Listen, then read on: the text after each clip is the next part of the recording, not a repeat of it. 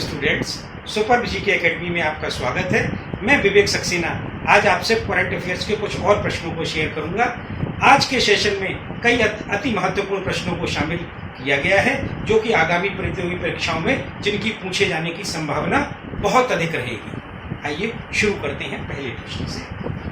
वर्तमान में विश्व का दूसरा सबसे बड़ा पीपीई किट उत्पादक देश है। पहला ऑप्शन है चीन, दूसरा ऑप्शन है अमेरिका, तीसरा ऑप्शन है भारत और चौथा ऑप्शन है जापान। तो इसका सही जो उत्तर होगा वो होगा भारत। वर्तमान में जो है विश्व का दूसरा सबसे बड़ा पीपीई किट उत्पादक देश जो है वो भारत है। पहले स्थान पर चीन है। वर्तमान में आज की स्थिति में प्रतिदिन भारत में लगभग 3 लाख किटों का निर्माण 3 लाख पीपीई किटों का निर्माण हो रहा है या 3 लाख पीपीई किटों का उत्पादन हो रहा है। अब आपको ये बता दें कि पीपीई किट का प्रयोग क्यों किया जाता है और कौन करता है।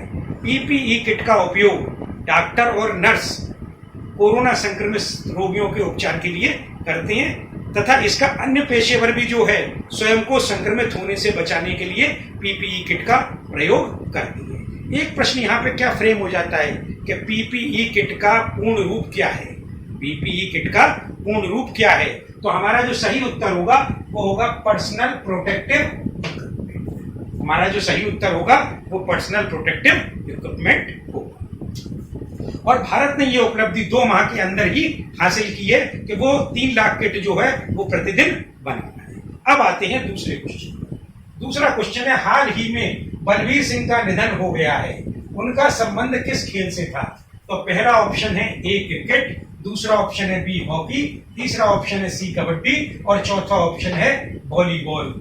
प्रसिद्ध हॉकी खिलाड़ी बलवीर सिंह, यहाँ पे मैंने क्या कहा, हॉकी खिलाड़ी, इसका मतलब बलवीर सिंह जो थे वो उनका संबंध जो जिस खेल से था वो है हॉकी। तो यहाँ उत्तर जो हमारा सही होगा वो होगा बी ऑप्शन सही है और हॉकी के वो खिलाड़ी थे जिनका निधन 25 मई 2020 को हो गया और उनकी आयु 96 ईयर की थी, मतलब वह 96 वर्षीय थे। अब इसमें क्या होता है, क्या क्या और क्वेश्चन इसमें फ्रेम होती हैं और क्या क्या उपलब्धियां उनके नाम थी, तो ये जान लीजिए। 1948 1952 और 1956। 1948 में लंदन में ओलंपिक हुआ था, 1952 में हेलसिंकी में ओलंपिक हुआ था और 1956 में मेलबर्न में ओलंपिक हुआ था। वह इकलौते ऐसे खिलाड़ी हैं जो तीनों बार विश्व कप स्वर्ण विजेता टीम के हिस्सा थे। भारत ने इन तीनों ओलंपिक में स्वर्ण पदक प्राप्त किया था और वो इन तीनों स्वर्ण पदक विजेता टीम के सदस्य थे। कौन? बलवीर सिंह।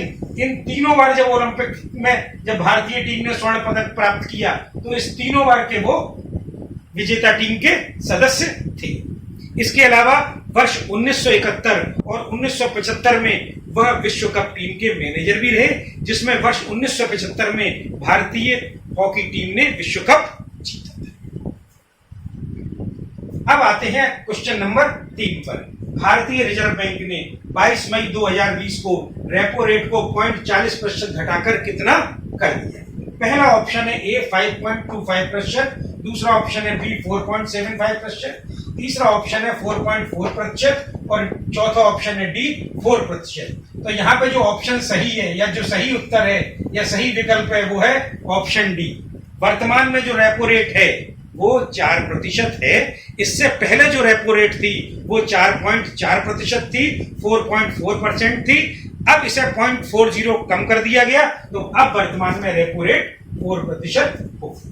अब बात हमारा प्रश्न यहाँ क्या उठता है, एक प्रश्न हमारा ये बनता है कि रेपो रेट होती क्या है।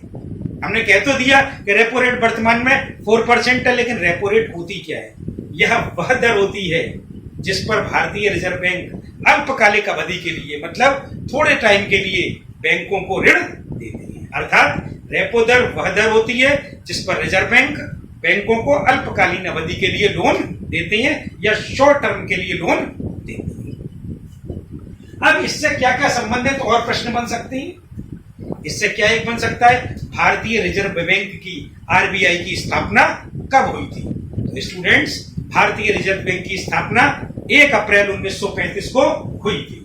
भारतीय रिजर्व बैंक की स्थापना 1 अप्रैल 1935 को हुई थी। दूसरा क्वेश्चन क्या एराइज होता है कि भारतीय रिजर्व बैंक का मुख्यालय कहाँ है, भारतीय रिजर्व बैंक का हेडक्वार्टर कहाँ है। तो भारतीय रिजर्व बैंक का हेडक्वार्टर जो है वो मुंबई में है। एक क्वेश्चन और भी उठता है, वो क्या उठता है जो कि हमें अवश्य मालूम होना चाहिए, वर्तमान में भारतीय रिजर्व बैंक के गवर्नर कौन है, प्रेजेंट में आरबीआई के गवर्नर कौन है। तो प्रेजेंट में आरबीआई के गवर्नर जो है वो शक्तिकांत दास हैं और रिजर्व बैंक में 4 अन्य डिप्टी गवर्नर भी होते हैं। लेकिन महत्वपूर्ण ये जानना जरूरी होता है कि वर्तमान में भारतीय रिजर्व बैंक के गवर्नर कौन है। तो इससे संबंधित सारे जो भी इंपॉर्टेंट फैक्ट्स थे वो मैंने आपको बता दिए। अब आते हैं क्वेश्चन नंबर 4 पर, जो कि बहुत ज्यादा इंपॉर्टेंट है। इतनी बड़ी उपलब्धि भारत ने प्राप्त की है कि ये 100% आगामी प्रतियोगी परीक्षाओं में, विभिन्न प्रतियोगी परीक्षाओं में अवश्य पूछा जाएगा।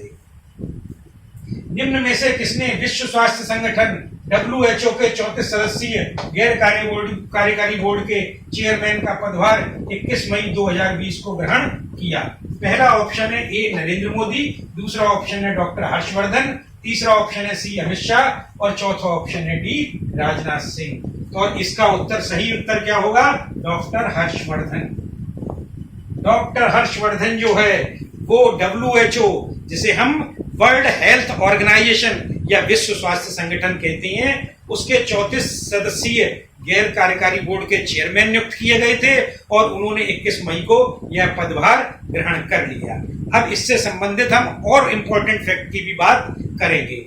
WHO के मेंबर कितने हैं, तो एज पर 2016 WHO के जो मेंबर हैं वो 194 हैं।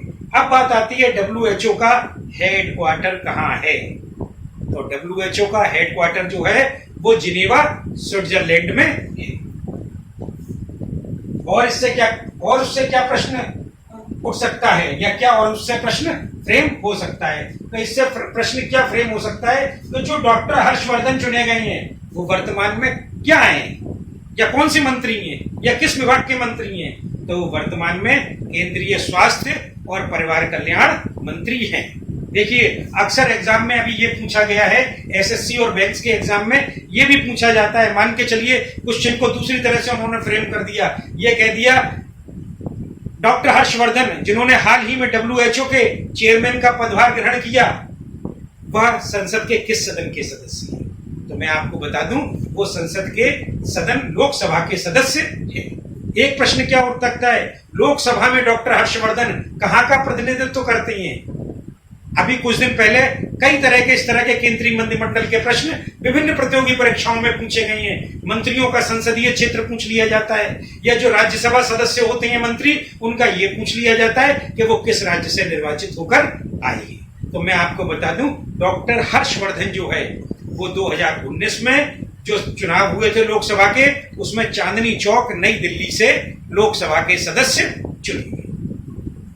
अब आते हैं अगले प्रश्न पर। किस देश ने, पांचवा प्रश्न, किस देश ने ओडिशा और पश्चिम बंगाल से टकराने वाले चक्रवात का नाम अम्फान रखा है। पहला ऑप्शन ए है फिलीपींस, दूसरा ऑप्शन है बी बांग्लादेश, तीसरा ऑप्शन है सी थाईलैंड और चौथा ऑप्शन है डी भारत। तो मैं आपको बता दूं इसका सही उत्तर जो है वो है थाईलैंड। अर्थात ओडिशा और पश्चिम बंगाल से टकराने वाले चक्रवात या साइक्लोन का नाम अम्फान जो है वो थाईलैंड ने रखा है। यह नाम थाईलैंड द्वारा वर्ष 2004 में जारी की गई सूची से लिया गया है और अम्फान का तात्पर्य होता है आकाश। इससे संबंधित आपको एक तथ्य मैं और बता दूं, भारत के प्रधानमंत्री नरेंद्र मोदी ने अभी इन दोनों राज्यों के जो कि साइक्लोन से प्रभावित हुए हैं, इनके लिए एक राहत पैकेज की भी घोषणा की है और उन्होंने इन क्षेत्रों का अभी हवाई दौरा भी किया था। उन्होंने ओडिशा को 500 करोड़ रुपए के राहत पैकेज की घोषणा की है और पश्चिम बंगाल को जो है वो रुपए 1000 करोड़ के आर्थिक पैकेज की घोषणा की। आइए अब आते हैं क्वेश्चन नंबर 6 पर। निम्न में से किसे नाबार्ड का नया अध्यक्ष नियुक्त किया गया है। ऑप्शन ए है हर्ष कुमार भानवाला, ऑप्शन बी है गोविंदा राजुलू चिंटला, ऑप्शन सी है राजीव कुमार और ऑप्शन डी है संजय सिंह। तो इसका सही जो उत्तर है वो है गोविंदा राजुला चिंटला। और इन्होंने किसका स्थान लिया है? इन्होंने हर्ष कुमार भानवाला का स्थान लिया है, अर्थात नाबार्ड के पहले अध्यक्ष हर्ष कुमार भानवाला थे और अब केंद्रीय मंत्रिमंडल की नियुक्ति समिति ने गोविंदा राजुलू चिंटला को नाबार्ड का नया अध्यक्ष या नाबार्ड का नया चेयरमैन नियुक्त किया है। अब देखिए इसमें क्या है कि नाबार्ड है क्या? तो नाबार्ड की फुल फॉर्म जो है वो है national bank for agriculture and rural development.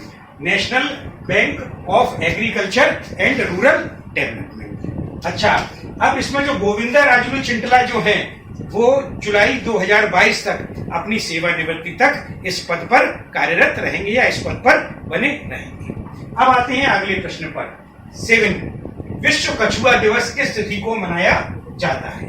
पहला ऑप्शन ए है 23 मई, दूसरा ऑप्शन है 29 मई, तीसरा ऑप्शन है 7 जून और चौथा ऑप्शन है 11 जून। तो इसका सही जो उत्तर होगा वो 23 मई होगा।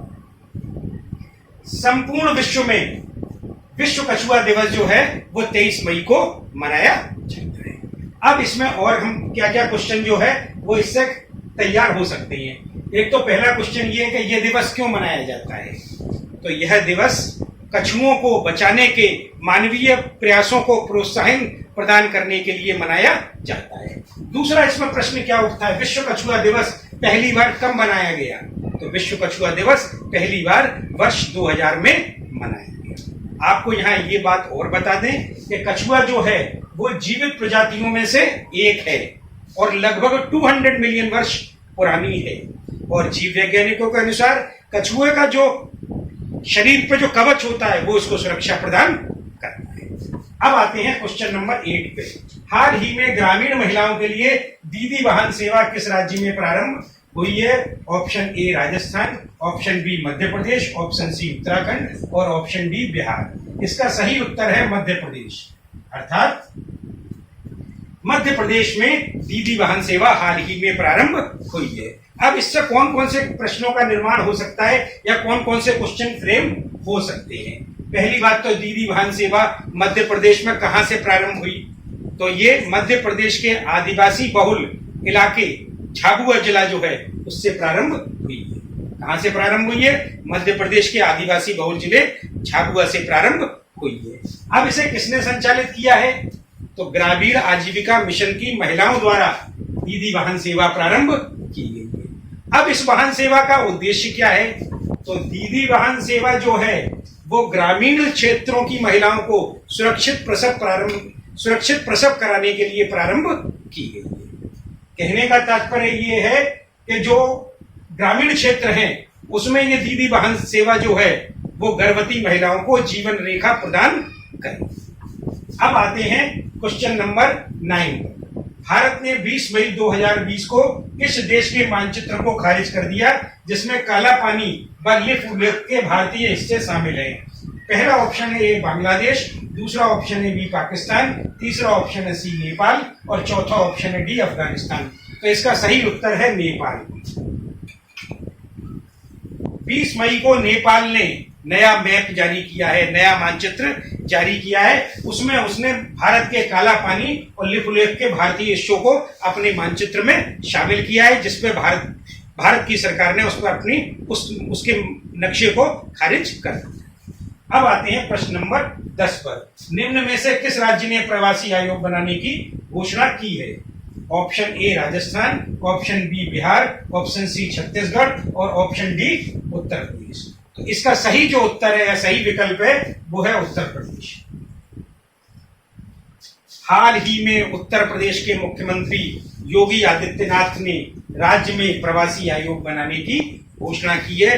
यह प्रवासी आयोग प्रवासी श्रमिक जो राज्य में आए हुए हैं उनको रोजगार उपलब्ध कराएगी और वो रोजगार उनकी स्किल के आधार पर वहां उपलब्ध कराए जाएंगे और उन्हें एक निश्चित मानदेय दिए जाएंगे। यदि आपको मेरी वीडियो पसंद आई हो तो इसे लाइक और शेयर करें, साथ ही मेरे चैनल को सब्सक्राइब अवश्य करें। इसके साथ ही मेरी अगली वीडियो का नोटिफिकेशन प्राप्त करने के लिए नीचे दिए गए बेल आइकन को क्लिक करें। धन्यवाद।